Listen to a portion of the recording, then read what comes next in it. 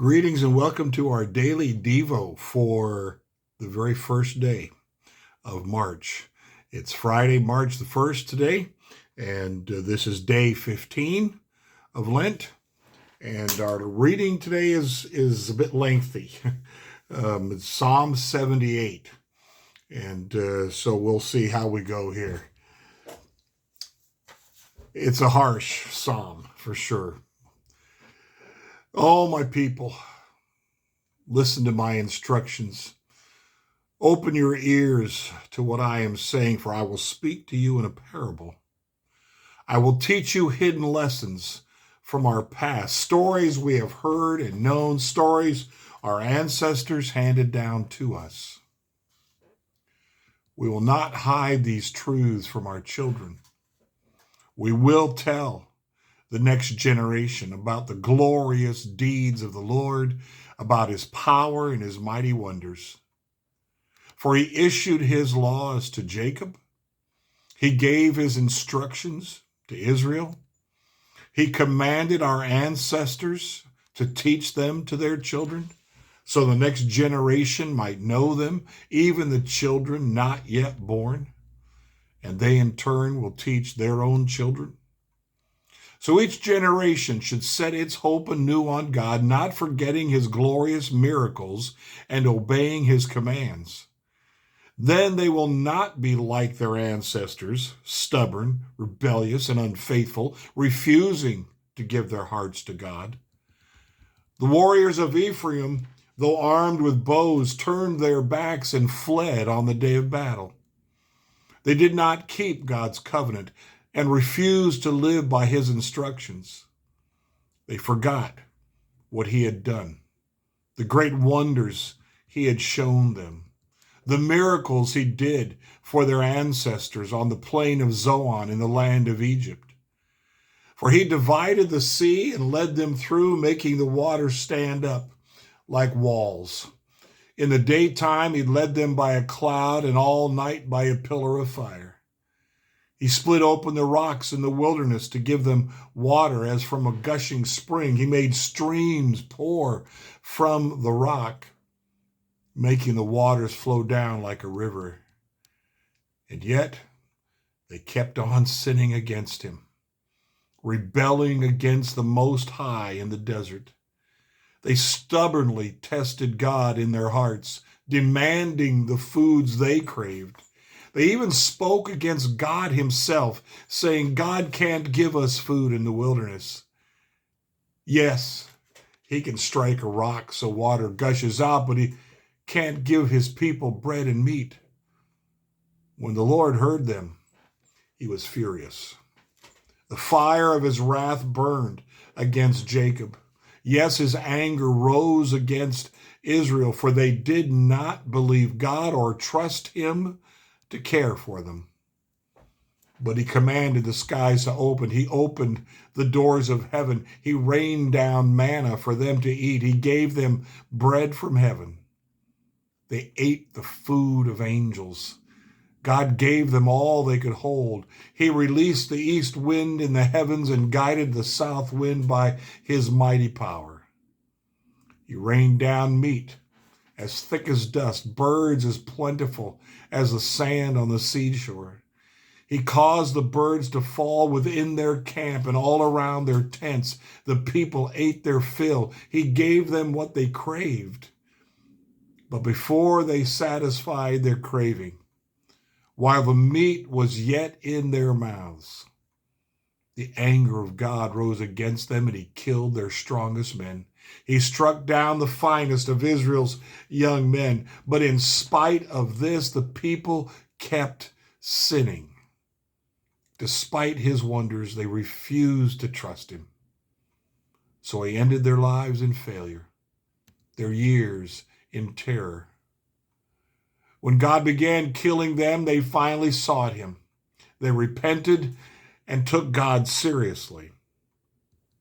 Then they remembered that God was their rock, that God Most High was their Redeemer, but all they gave him was lip service. They lied to him with their tongues. Their hearts were not loyal to him. They did not keep his covenant. Yet he was merciful and forgave their sins and did not destroy them all. Many times he held back his anger and did not unleash his fury. But he remembered that they were merely mortal, gone like a breath of wind that never returns. Oh, how often they rebelled against him in the wilderness and grieved his heart in that dry wasteland. Again and again they tested God's patience and provoked the Holy One of Israel. They did not remember his power and how he rescued them from their enemies. They did not remember his miraculous signs in Egypt, his wonders on the plain of Zoan, for he turned their rivers into blood so no one could drink from the streams. He sent vast swarms of flies to consume them and hordes of frogs to ruin them. He gave their crops to caterpillars. Their harvest was consumed by locusts. He destroyed their grapevines with hail and shattered their sycamore figs with sleet.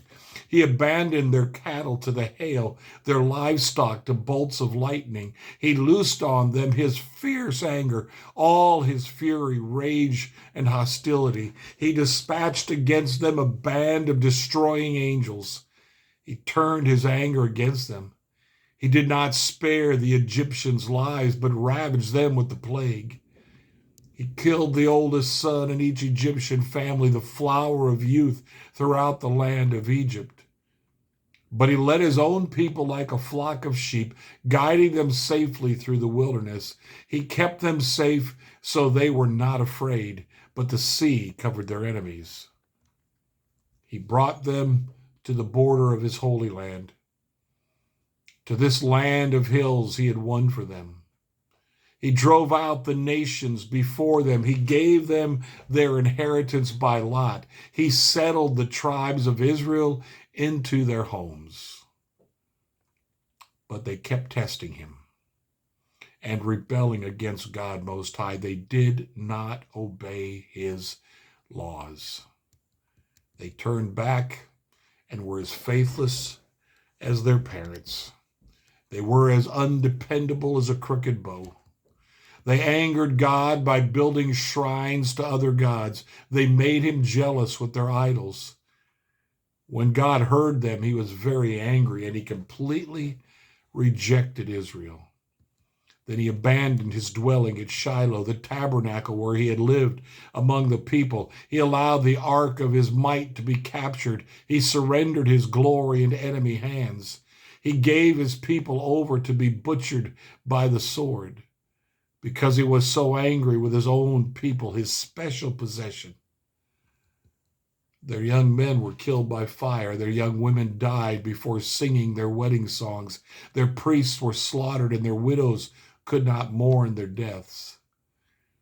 Then the Lord rose up as though waking from sleep, like a warrior aroused from a drunken stupor. He routed his enemies and sent them to eternal shame. But he rejected Joseph's descendants. He did not choose the tribe of Ephraim.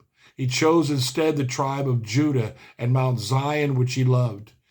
There he built a sanctuary as high as the heavens, as solid and enduring as the earth. He chose his servant David, calling him from the sheep pens. He took David from tending the ewes and lambs and made him the shepherd of Jacob's descendants, God's own people, Israel. He cared for them with a true heart and led them with skillful hands. There is the history of Old Testament Israel in abbreviated form. It's glorious and it's sad. And I'm not going to point fingers at Israel because I think the human condition is repeated over and over again, even amongst God's own people who know his blessings, who have been blessed by him, and yet oftentimes there's just lip service, and oftentimes there's a complete turning away from him, a great falling away from him. Here's what our authors have to say. Over and over, God's Old Testament people rebelled against him, were judged severely, and came crawling back. God's gracious discipline was never enough to keep them from wandering. They needed someone to take the full measure of his wrath and seal them with his Spirit.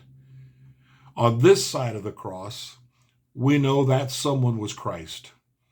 But for God's people in the Old Testament, this cycle of judgment, repentance, restoration was the best they could hope for until the Messiah would come. It was even worse for the nations outside of Israel because they didn't even know this path to restoration existed. They had nothing in their future but the seemingly endless consequences of living in a fallen world. They were God's people. They stopped listening to God. They were punished. I know we claim to be in the age of grace, and we are in, quote unquote, the age of grace, but the reality is, if we don't listen, if we don't obey, we get disciplined, because the book of Hebrews tells us that everyone whom he loves, he disciplines. Here's the prayer for today. Well, actually, it's Friday, so it's a fasting and prayer. We've been encouraged to do various things, different types of fasting from different things, those kinds of things. But he says, during a fasted mealtime, take a walk and pray for the people you see, many of whom will be trapped in a cycle of death. End the fast with a meal and have a spirit of rejoicing in the God who saves from both sin and its power. Don't treat God's grace cheaply. Take it seriously and understand that to sin against that grace will not bring good responses from the Lord. Although, as we see there in the example of Israel, he will keep reaching out to us and drawing us back to him.